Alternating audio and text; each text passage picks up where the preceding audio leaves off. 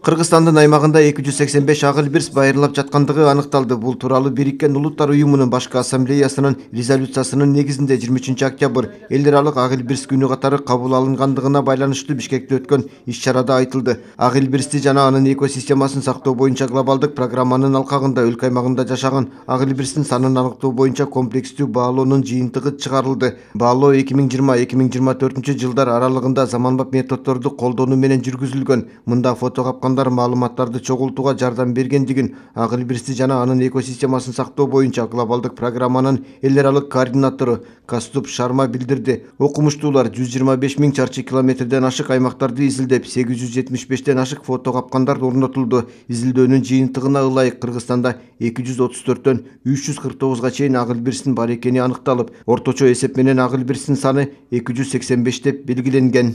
Ак илбирстин байырлаган жерлери ошол климаттык өзгөрүшүнө абдан тез болуп жатат да азыркы учурдачы. Биз билебиз, что ак илбирс ошол жалпы бийик тоо экосистеманын жаратылыштын ресурстарын сактоочу деп эсептейбиз да.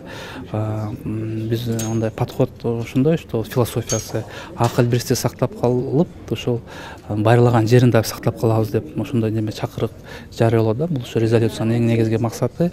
Албетте бир топ иш-чаралар бар астыда. Снежный барс на уровне ООН и на очень глобальном уровне. Ак илбирс Бириккен Улуттар уюмунда жана глобалдык деңгээлде биринчи жолу көтөрүлдү. Ошондой эле ак илбирс президенттин жарлыгы менен Кыргызстандын улуттук символу катары таанылган.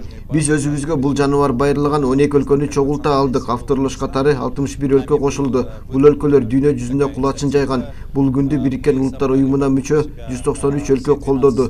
Бул күн абдан маанилүү. Эми биз жыл сайын эл аралык өнөктөштөр менен бул күндү белгилеп, ак илбирсти сактоонун үстүндө иш алып барабыз.